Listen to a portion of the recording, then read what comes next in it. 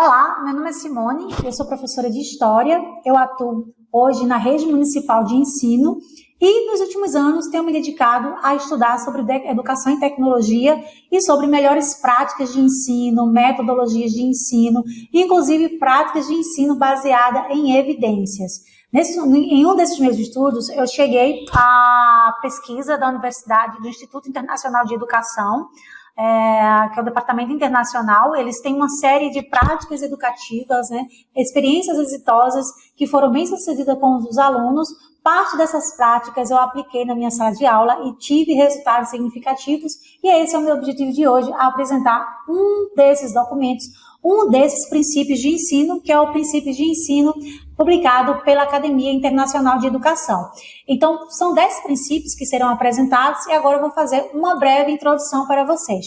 Primeiro, de que se trata esse princípio de ensino? É um princípio para a prática de ensino. São questões relacionadas a como o professor pode se comportar em termos de atuação, está relacionada à prática do professor na sala de aula para melhorar o aprendizado dos seus alunos.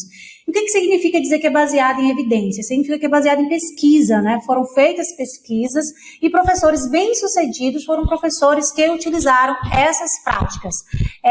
Esse princípio de ensino baseado em evidências, hoje no Brasil é pouco discutido, apesar de existirem algumas publicações, né? Essa prática de ensino baseada em evidências é mais disseminada nos Estados Unidos e na Europa. Aqui no Brasil ainda é muito limitado e muito controverso também, existem diversas discussões, né, sobre isso. Eu indico para vocês uma publicação do Instituto Alfa e Beta, que vai estar no material complementar. Recentemente também o MEC organizou um documento que fala da alfabetização baseada em evidências. São conhecimentos, né, que foram compilados, né, ao longo dos anos, baseados também em experiência de professores, né? Então, essa pesquisa é proveniente da experiência de sala de aula, inclusive feitos com grupos de controle, ou seja, em determinada sala, professores foram orientados a trabalhar com essa prática, e em outra sala, os professores continuaram dando sua aula normal, e aí foi feito um estudo de quais foram os professores que tiveram melhor resultado, quais foram os alunos que aprenderam melhor a partir dessas práticas. Então, essa pesquisa, né, esses princípios de ensino, foi baseado na investigação de como a mente adquire e usa a informação. Então, é uma questão relevante, inclusive tem estudos relacionados a como o cérebro aprende, né? Também é o mesmo estudo que a neurociência e a educação faz. Esse estudo foi baseado também em estratégias de ensino que são utilizadas pela maioria dos professores bem-sucedidos, ou seja, professores que tiveram êxito com o aprendizado dos seus alunos. E também, né, uma das fontes desses princípios são procedimentos que foram inventados por pesquisadores, por investigadores, para ajudar os alunos a aprender tarefas difíceis. Então, você que trabalha na sala de aula cotidianamente, um dos seus objetivos, é óbvio, é possibilitar que o aluno desenvolva aquela habilidade e aquela competência dentro do currículo.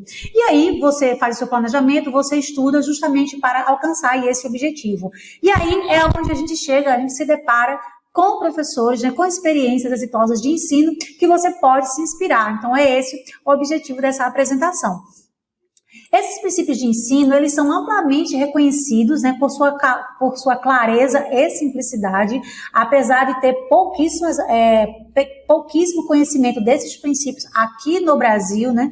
Esse estudo mesmo da Academia Internacional de Educação, que foi compilado e estudado por Beric Rosenschneider, que eu vou falar posteriormente, ele ainda é pouco divulgado no Brasil. Existe uma matéria da Nova Escola, alguma pontuação muito rasa, né, desses princípios, e esse é o meu objetivo a partir de hoje, fazer com que vocês conheçam e apliquem na sua sala de aula. Esse estudo, ele vincula a ciência à aprendizagem, ou seja, ele não está só relacionado à minha prática do professor, mas a minha prática do professor relacionada à ciência. O que a ciência diz de como a nossa mente aprende, como o cérebro do nosso aluno aprende. Então, esses são os elementos principais. E ele preenche a lacuna entre a pesquisa e a prática, ou seja, existe a pesquisa feita na sala de aula com professores atuando e a prática de aula. Então, ele dá também várias orientações de como foi aplicada, sobre os resultados da investigação, como foi aplicada, para que a gente possa se debruçar. Então, o princípio, ele vai ter essa preocupação, demonstrar como colocar em prática na sala de aula, ou seja, ele fala como foi feito como os professores aplicaram na sala de aula esses princípios, para que a gente possa se inspirar e aplicar na nossa também. E para quem é esses princípios? Para quem é esse estudo? Para quem são essas observações? Para professores que buscam envolver a ciência cognitiva e o mundo da pesquisa educacional nas suas aulas. Muitas dessas são práticas já utilizadas por vários professores, muitos desses professores também, professores que eu tive, já utilizaram dessas práticas. No entanto, o diferencial é como o professor faz isso. Então, vocês vão perceber que os professores que são considerados bem-sucedidos, que tiveram melhor êxito com seus alunos, aplicaram de forma mais recorrente, de forma assídua e de forma constante. Outros professores fazem isso, também fazem essas práticas, só que de forma insuficiente, o que não promoveu um grau elevado de aprendizagem dos seus alunos. Então, esses princípios são habilidades essenciais para nós, professores que estamos na sala de aula. São princípios, são conhecimentos que a gente deve ter para, assim, a gente aplicar ou não na sala de aula, né, se fizer sentido para a gente.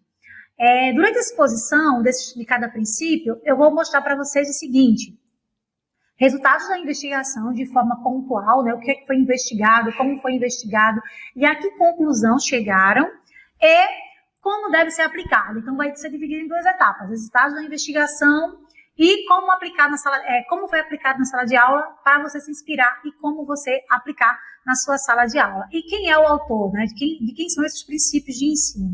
A publicação original em inglês é do Departamento Internacional de Educação, que é uma instituição que publica e que investiga as melhores práticas de ensino. Inclusive, ela tem uma série de melhores práticas educativas, vai ter um link que eu vou poder disponibilizar para vocês, e aí vocês se debruçarem. Essa universidade, ela promove a investigação educacional, ela procura excelência em todas as áreas de educação, e o objetivo dela é justamente compilar esses documentos para que a gente, que é professor, se debruce sobre eles, e também para incentivar a construção de políticas públicas e programas e projetos que visem a melhoria na educação. O autor desses 10 princípios de ensino é Beric Rosenscharner. É muito possível que vocês ainda não tenham ouvido falar nele, ou vocês tenham ouvido falar dele. Como eu falei anteriormente, esses princípios não são claramente divulgados aqui no Brasil, apesar de serem práticas baseadas em evidências, práticas exitosas de professores. Ele era um professor de história e ele se dedicou também, com o passar do tempo, a investigar práticas que apresentaram maiores ganhos de aprendizagem na sala de aula. Imagina a gente saber quais das práticas que a gente faz na nossa sala de aula tem um ganho maior de aprendizado com os nossos alunos. Então, foi uma das grandes preocupações dele, né? O que a ciência cognitiva tem a dizer? E essa pesquisa dele vai se concentrar na instrução de aprendizagem, ou seja, o foco principal é o professor instruindo o aluno, né? A forma como o professor instrui um aluno. Então, ele está focando no desempenho do professor na sala de aula, como professor, e no desempenho do aluno a partir da prática pedagógica do professor. Essa publicação original foi feita em 2010, e aí há uma tradução, parte de uma tradução pela Unesco, também vai ser disponibilizada para vocês.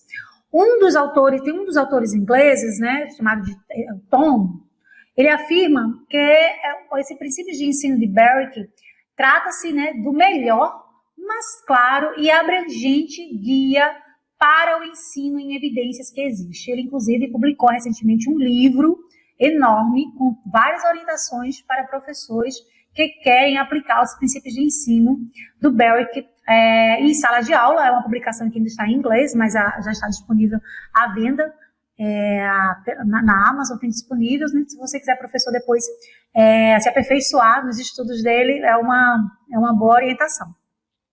Vocês vão perceber também durante a minha apresentação que eu vou falar muito os termos professores bem-sucedidos e professores não bem-sucedidos. Essas duas palavras, esses termos, podem soar um pouco estranho e incômodo aos nossos ouvidos.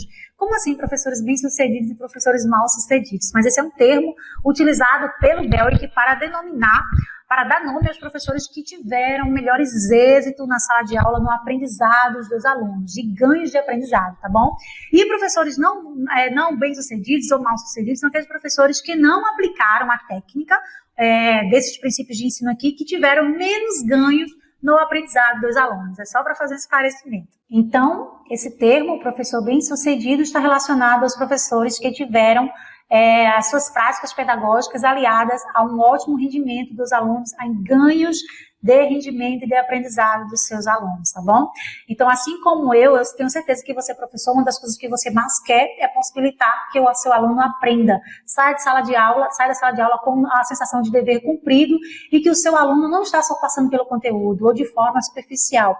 Então, esses princípios de ensino, aliado, né, a técnicas de como o cérebro aprende, né, baseado em evidências, que significa que deu certo, é um convite para que a gente possa analisar, se inspirar. Eu sou professora que, assim que eu tive conhecimento, comecei a aplicar na minha sala de aula, eu me deparei com situações em que, de fato, eu percebi, né, no curto, médio e longo prazo, que os meus alunos tiveram ganhos de aprendizagem, principalmente no que diz respeito a um dos princípios, que é fazer revisões constantes com os meus alunos. Esse é um dos primeiros princípios que vocês vão tomar conhecimento. Então, são 10 princípios que eu vou apresentar para vocês, tá bom? Esses princípios é muito possível, na verdade eu tenho quase certeza que vocês já fazem isso na sala de aula, no entanto, podem não fazer de forma sistemática. Outra vez, esses princípios, a observação a partir de hoje, possa lhe dar, né, vários insights para que a nossa prática pedagógica seja reforçada. Então, é um convite para vocês a analisarem esses 10 princípios. Eu espero, de fato, que isso possa contribuir para a formação de vocês e para a prática pedagógica de vocês, assim como foi um diferencial na minha vida enquanto professora.